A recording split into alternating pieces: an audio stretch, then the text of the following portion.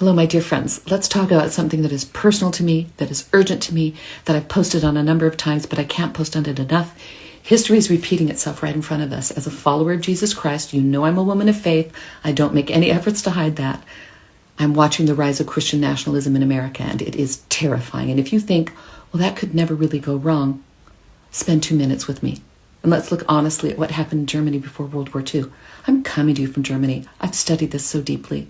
In the 1930s, many German Christians surrendered their faith wholesale to the rising power of Adolf Hitler, whom they eventually worshipped.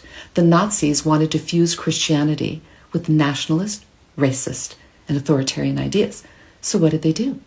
They created something called the Reichskirche, or the Church of the Empire, a so-called Christian church that put the state, and of course its leader, above the gospel.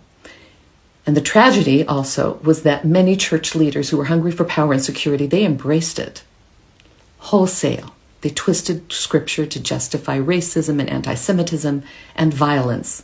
Loving your neighbor fell off the commandments first. It was forgotten. Instead, loyalty to nation and leader became the new leading commandment.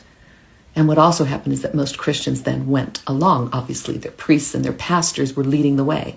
And genuine faith was replaced by political dogma. The cross was, decorated in a flag, and Jesus was reduced to some sort of a mascot for the empire. And that is exactly what Christian nationalism is doing today in my home country, in the U.S. It demands Christians put America first, their political leader first, and it says that true faith means loyalty to one party and one leader, no matter the cost to Jesus's actual teachings. So we see Christian symbols that are used and Christian language that is used to push policies of exclusion and even violence. We see truth bent to fit propaganda. We see a movement that thinks it alone defines what Christianity is and who belongs in God's family and who even belongs in the nation.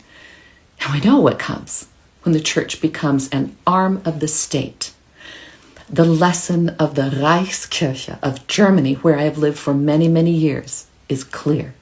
Whenever faith bows down to political power, it corrupts both the church and the country. It happened here in Germany. It can happen anywhere, including, yes, the United States of America, and it's our sacred duty to resist, to follow Jesus, not Caesar, to love the least of these, not to chase earthly power. Christians out there, don't be fooled. History is yelling a warning. The question is if you'll listen.